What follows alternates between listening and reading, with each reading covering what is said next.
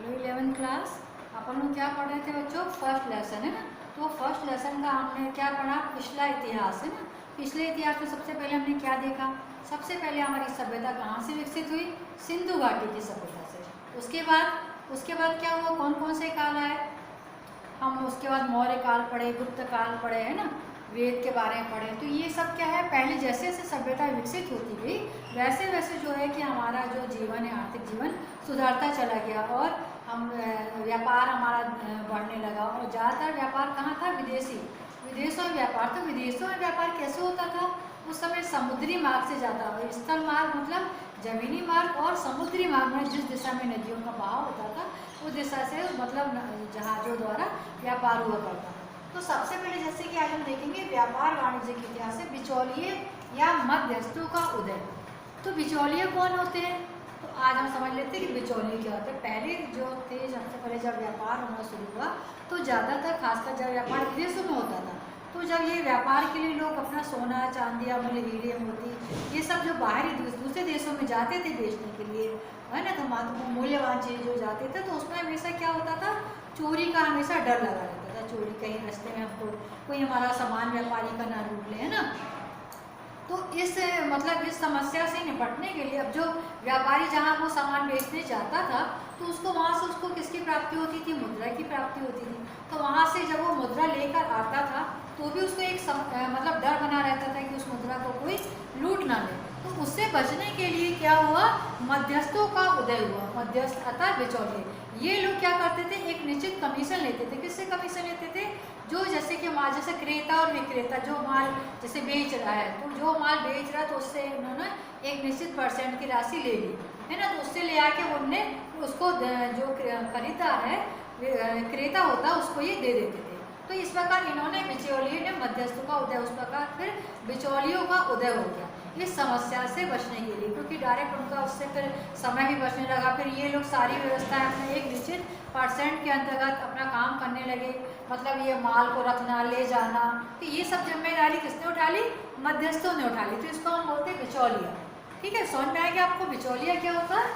उसके बाद हम पढ़ेंगे परिवहन। तो पहले जो समय था तो उसमें ज़्यादातर परिवहन मतलब कि यहाँ से वहाँ जो माल ले जाया जाता था तो वो किस विधि से ले जाया था? स्थल एवं जल परिवहन ज़्यादा उस समय उपयुक्त था, क्योंकि वायु परिवहन का इतना उस समय विकास नहीं हुआ था। तो ज़्यादा तो जो सामान है जल परिवहन अर्थात जो नदियाँ तेज बहाव से बहती थी सब, तो उससे समुद्री मार्ग से जहाज के द्वारा माल यहाँ से वहाँ ले जाया जाता था। तो कौन कौन से मार्गों से ले जाया जाता था?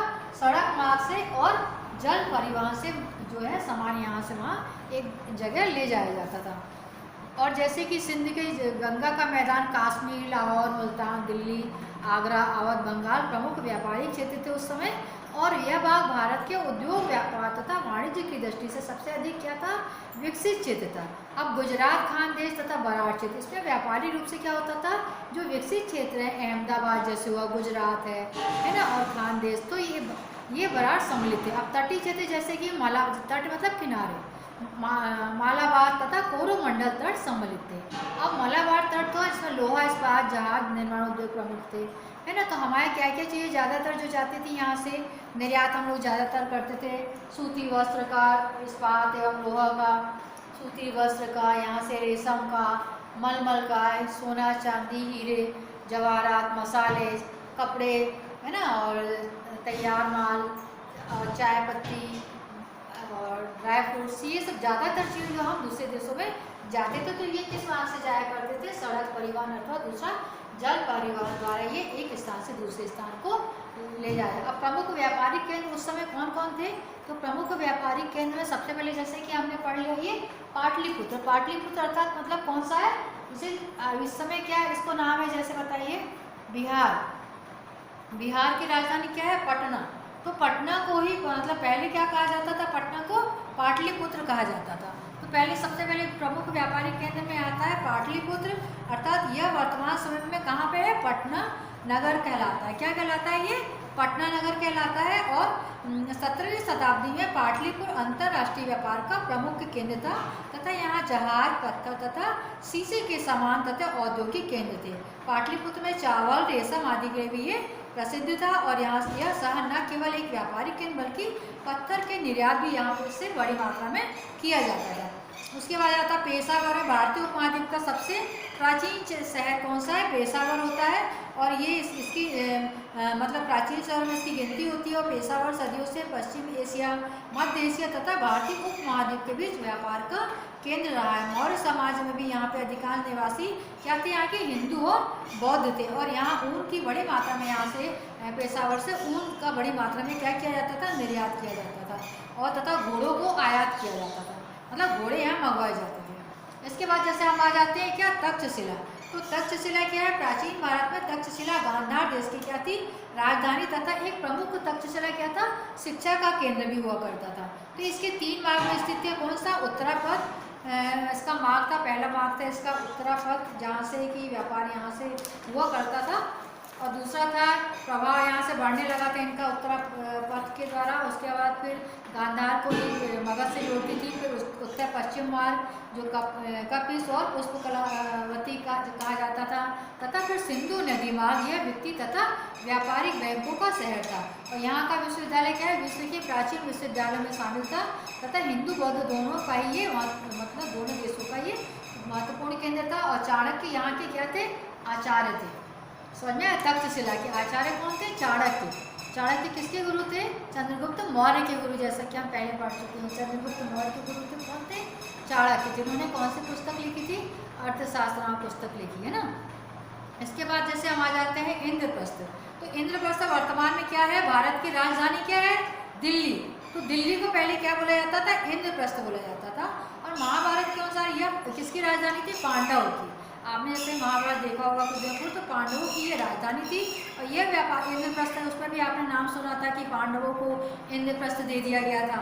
तो इंद्रप्रस्थ क्या था? दिल्ली थी। यह व्यापारिक क्षेत्रों में जाने वाली मार्गों को मिलाने वाला प्रमुख स्थान था। अर्थात प्रमुख स्थान मतलब मिलाने वाला अर्थात जंक्शन जिसको हम कहते हैं।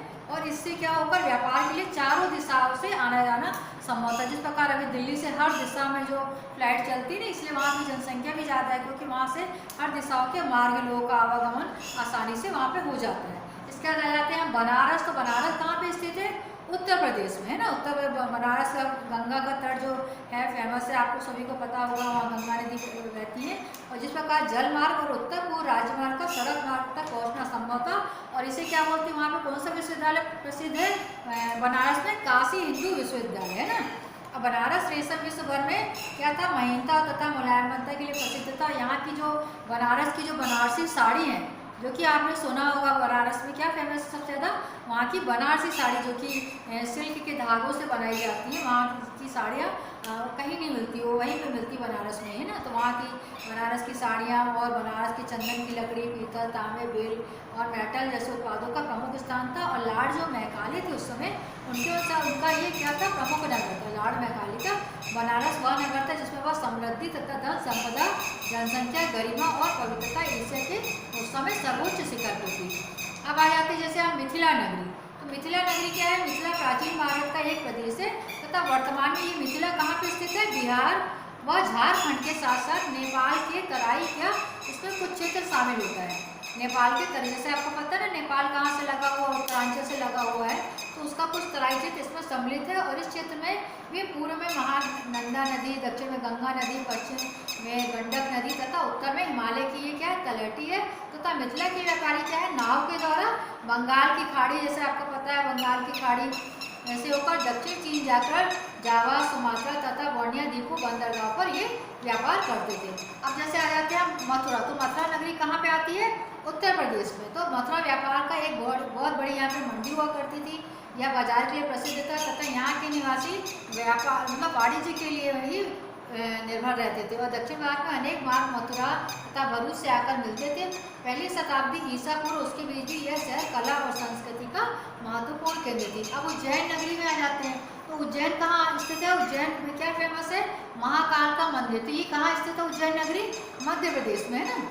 तो उज्जैनी में कौन सी नदी बहती है? क्षिप्रा नदी। तो क्षिप्रा नदी यहाँ पे भी जैसे कुंभ का मेला लगता है 12 साल बाद, तो उज्जैनी क्षिप्रा नदी किनारे बसा एक अत्यंत प्राचीन शहर है। यह प्राचीन अवंती राज्य की किसकी राजधानी था और विश्व के विभिन्न शहरों में यहाँ से सुलेमानी पत्थर तथा कार्नियल रत्न तथा मलमल सूती वस्त्र का यहाँ से क्या किया जाता था, निर्यात किया जाता था। और यहाँ यह तक्षशिला तथा पेशावर के सड़क मार्ग का भी यहाँ का व्यापार केंद्र था। उस प्रकार इसका आ जाते हैं सूरत। तो सूरत कहाँ पे स्थित है, गुजरात में। जैसे अभी पता है कि सूरत में सबसे अधिक क्या होते हैं, सूरत में साड़ियों के कारखाने हैं, मतलब सूती वस्त्र के वहाँ पे कारखाने हैं। वहाँ साड़ी का सबसे ज़्यादा निर्यातक क्षेत्र है, वहीं से सूरत से ही जो होती है साड़ियाँ जो है विभिन्न राज्यों में सप्लाई की जाती हैं, है ना। इसके बाद आ जाते हैं जैसे मदुरई। तो मदुरई कहाँ स्थित है, तमिलनाडु में। मीनाक्षी मंदिर वहाँ का प्रसिद्ध है। और आज वहाँ कांचीपुरम की साड़ी, जो कांचीपुरम होता है ना, वो वहीं से आता है, मदुरई से। तो वहाँ की प्रसिद्ध होती हैं ये चीज़ें। और कांजी यहाँ दक्षिण भारत के तमिलनाडु में स्थित है और पलार नदी के किनारे स्थित है। यह चोल तथा पल्लव राज्यों की राजधानी थी। यह शहर मंदिरों के अतिरिक्त हैंडलूम यहाँ पे भी अच्छा है, मतलब इतना हैंडलूम इंडस्ट्री है वहाँ पे।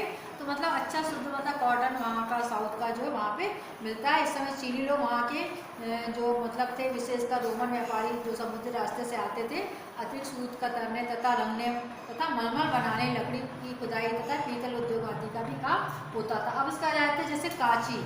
तो कांची को किसके नाम से जाते हैं, कांचीपुरम के नाम से जाना जाता है। यह दक्षिण भारत के कहाँ पे, यह भी तमिलनाडु में स्थित है। यह प्राचीन शहर है और यह पल्लार नदी के किनारे स्थित है। और चोल और पल्लव राजाओं ने इसकी चोल और पल्लव राजाओं की क्या थी, ये राजधानी थी। अब आ जाते हैं जैसे भरूच। तो ये अंग्रेजी शासन काल में से क्या बोलते थे, ब्रोच कहते थे, है ना। भरूच को क्या बोलते थे, ब्रोच कहते थे। ये नर्मदा नदी के तट पर गुजरात का प्रसिद्ध व्यापारिक है। जैसा कि आपको पता है नर्मदा नदी गुजरात से भी, वहाँ से भी निकलती है। तो वहाँ का ये प्रमुख व्यापारिक केंद्र था। यहाँ का ऐतिहासिक बंदरगाह 2000 वर्ष पुराना है, जहाँ पे सिर्फ चलती बड़ी बड़ी जहाज है। तो यहाँ पर पानी प्रचुर मात्रा में, अर्थात जहाज निर्माण का ये प्रमुख केंद्र था तथा व्यापारिक मार्गों से जुड़ा होने के कारण ये रोम और पश्चिम यूरोप के देशों में जाने वाले जो मसाले थे और जो सिल्क है जहाज यहीं से लादे जाते थे, है ना। तो वहाँ बंदरगाह है बहुत बड़ा गुजरात में। इसके बाद आ जाता है जैसे कि क्या भरूच के बाद ताम्रलिप्त। तो ताम्रलिप्त क्या है, यह बंगाल की खाड़ी में स्थित है। ये एक प्राचीन नगर है, ठीक है। और यह मौर्य साम्राज्य में दक्षिण एशिया तथा दक्षिण पूर्व एशिया के लिए यह नगर व्यापारिक विकास बिंदु था तथा यह दक्षिण पूर्व का एक प्रसिद्ध बंदरगाह है, जो कि वर्तमान में समुद्र से इसकी दूरी कितनी है, 60 मील है। और मध्यकालीन युग में इस बंदरगाह को वो ये छूटा था। गंगा नदी भी इसके पास से होकर बहती थी। यह सड़क द्वारा बनारस तथा तक्षशिला से जुड़ा हुआ है। इसके बाद आ जाते हैं जैसे हम लास्ट कावेरी पट्टिनम। तो कावेरी पट्टिनम तमिलनाडु के से उत्तरी भाग में कृष्णागिरी जिले का यह प्रमुख शहर है। और यहाँ पे चोल राज्यों का यह एक प्रमुख बंदरगाह था। जैसे यहाँ से भी सबसे माल जाता था। यह कावेरी नदी के मुहाने, कावेरी नदी आपको पता साउथ में रहती है, तो कावेरी नदी के मुहाने पर स्थित था। इस बंदरगाह में बड़ी मात्रा में व्यापारिक माल का क्या होता था, आवागमन होता था। इस प्रकार विदेशी व्यापारी ने यहाँ पे क्या बना रखे थे, अपने मुख्यालय बना रखे थे। और मलेशिया, इंडोनेशिया, चीन और सुदूर पूर्व के व्यापार हेतु एक यह सुविधाजनक स्थान था तथा यहाँ से सिल्क, ऊनी वस्त्र, कपास, मूंगे, मोती तथा स्वर्ण, बहुमूल्य पत्थर का यहाँ से क्या होता था, व्यापार यहीं से होता था। तथा यहाँ पे जहाज निर्माण का भी एक ये प्रमुख केंद्र था। तो ये कावेरी जो है, कावेरी पट्टिनम, ये भी तमिलनाडु के में स्थित है। तो तमिलनाडु में कौन कौन से हो गए, कावेरी पट्टिनम, कांची, मदुरई, है ना, ये सब वहाँ स्थित है। ये प्रमुख क्या थे उस समय, व्यापारिक केंद्र हुआ करते थे। कौन कौन से थे प्रमुख व्यापारिक केंद्र, जैसे कि पाटलिपुत्र, पेशावर, तक्षशिला, इंद्रप्रस्थ और बनारस, मिथिला नगरी, है ना, और मथुरा, उज्जैन, सूरत, मदुरई, कांची, भरूच, तमिलनाडु तथा कावेरी पट्टिनम इत्यादि प्रमुख व्यापारिक केंद्र थे। और ये जैसे कि हमने समझ लिया कि बिचौलिए क्या होते हैं, जो व्यापारियों के बीच एक निश्चित कमीशन पर उनका माल लेकर वो मतलब जो क्रेता होता था उसको देते थे। तो जो उसका काम करते थे, मध्यस्थ मतलब बीच का कार्य करते थे, इसलिए इनको बिचौलिए कहा जाता था। और अब परिवहन किस में होता था, सड़क परिवहन और जल परिवहन के द्वारा माल यहाँ से बड़े बड़े जहाज़ों के द्वारा यहाँ से विदेशों में खास करके सप्लाई किया जाता। तो आज हमने प्रमुख पढ़ लिया व्यापार, वाणिज्य और इतिहास। आज ये लेसन जो है वो आपका कंप्लीट हो गया है ना। तो इसके हम उसके बाद क्वेश्चन आंसर कर लेंगे, उसके बाद सेकंड लेसन पढ़ेंगे। तो आप लोग ये साथ साथ में थोड़ा सा पढ़ते जाइए, कॉपी ज़रूर बना लीजिए। कॉपी बनाना है आपको 200 पेज की मोटा रजिस्टर, जिसमें कि आपकी क्योंकि लेंथी क्वेश्चन आंसर होते हैं तो एक ही कॉपी में आपके पूरे आ जाए। तो ये अच्छे से लिख लीजिएगा। आज आपका ये लेसन कंप्लीट हो गया है।